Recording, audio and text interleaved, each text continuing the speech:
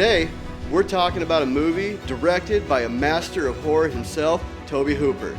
And I know what you're thinking, it ain't Texas Chainsaw, we're talking about Poltergeist. I'm Derek Smith, and this is Tinseltown Tragedies, where we talk about the horrors of Hollywood, from cursed sets to strange deaths, and everything in between. So if you got a minute, sit down with me, and let's talk tragedy.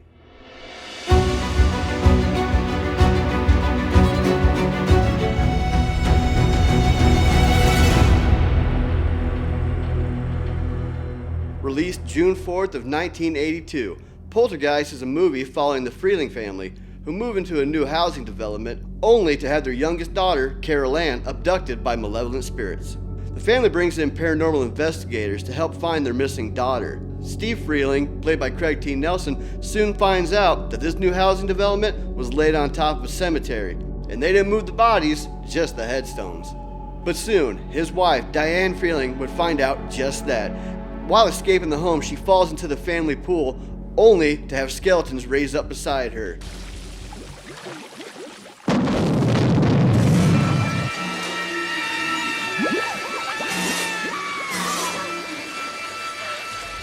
Now, after that scene was shot, Jo Beth Williams went to the makeup and effects department and congratulated them on making the bodies look so damn convincing, only for the effects guys to go, "That wasn't us."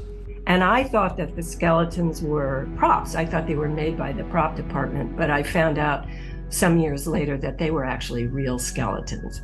And I thought, if I had known that, I don't know if I could have gotten into that. Come to find out, producer and director Tobe Hooper and Steven Spielberg gave the big old thumbs up for them to use real skeletons instead of plastic, because in the 80s, why wouldn't plastic skeletons be cheaper, right? Tragedy would follow one of the young actresses after filming had completed. Dominique Dunn, who played the eldest daughter of the Freeling family. Her end wasn't pleasant. Dominique was dating a young man named John Thomas Sweeney. On September 26, 1982, John Thomas Sweeney was actually charged with assault with intent to cause great bodily harm when Dominique showed up to the set of Hill Street Blues with bruises on her arms and face. She thought she was gonna die. He choked her unconscious, banged her head on the floor, did all this. I was absolutely blown away. He tried to hurt her, and she knew he was really doing something bad. And it was after that that she told me that she said she was separating from him, that they were gonna take a time away from each other. Dominique was home alone running lines over the phone with a fellow actor for an upcoming job she was gonna participate in. John showed up to Dominique's apartment, and after the two had a verbal altercation on the front porch, John actually grabbed Dominique by the throat and strangled her till she went unconscious. Thinking that he killed her, he ran. Neighbors called the police, and when they finally found John, he was screaming in the streets, "I killed my girlfriend, I killed my girlfriend." Dominique had actually fell into a coma and was put on life support, which inevitably, her family had to pull the plug on November 4th, 1982. She was really brilliant, smart, talented, easy to get along with, full of enthusiasm because she was just starting. And what a sorry end for a woman who was only 22 years old. You're gonna die in there! All of you! You are gonna die! And like every good movie, this one, of course, had to have a sequel. Poltergeist 2 premiered May 23rd of 1986. Still following the Freeling family. This time they moved out of their house and into a new one.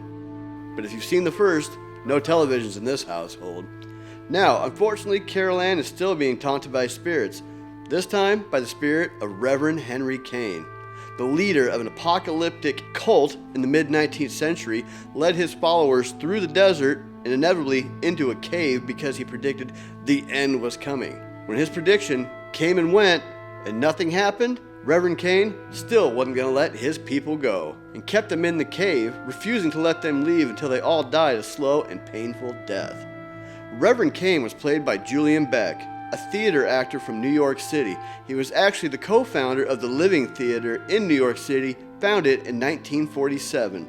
We looked at this man who looked like he was about to die, telling us that you're all going to die.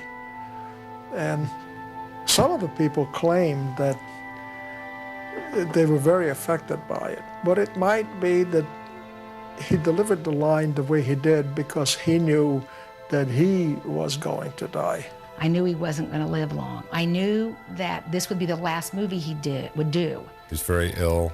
I don't think would normally have done something like that if he hadn't been so ill, but he was saving a little for posterity, I think.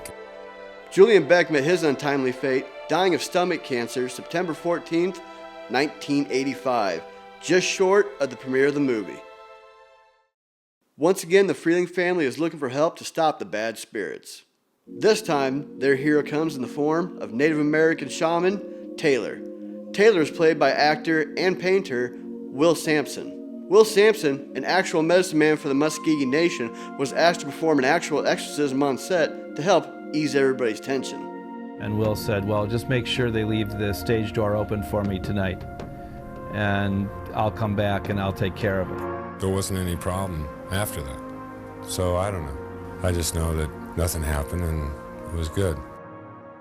Unfortunately, Will Sampson was diagnosed with scleroderma, a chronic degenerative disease that affects your heart, lungs, and skin. After his diagnosis, Will Sampson went from 260 pounds down to only 140. I was deeply saddened and very shocked because he had seemed like, a big strapping guy, not that ill. After undergoing a heart and lung transplant, Will Sampson would pass away from post-op kidney failure June 3rd of 1987. And can any film really be called a franchise without a trilogy?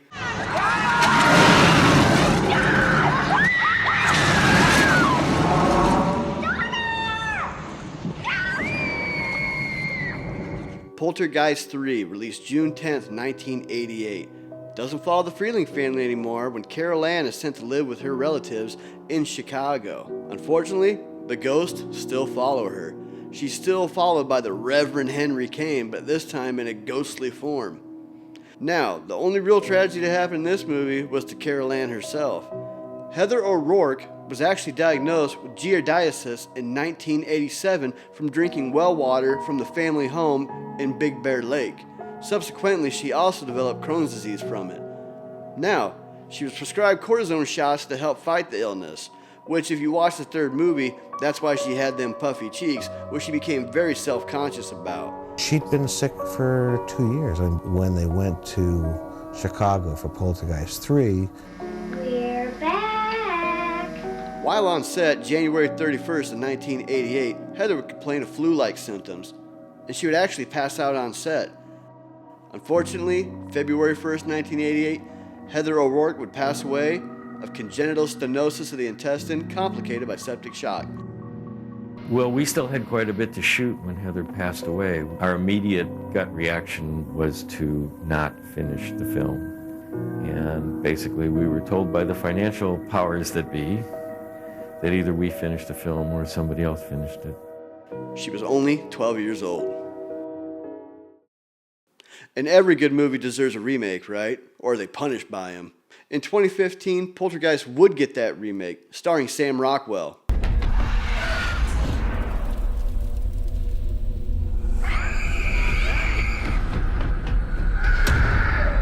Director Gil Kennan actually claimed the house used for the film was haunted by the spirit of a young woman.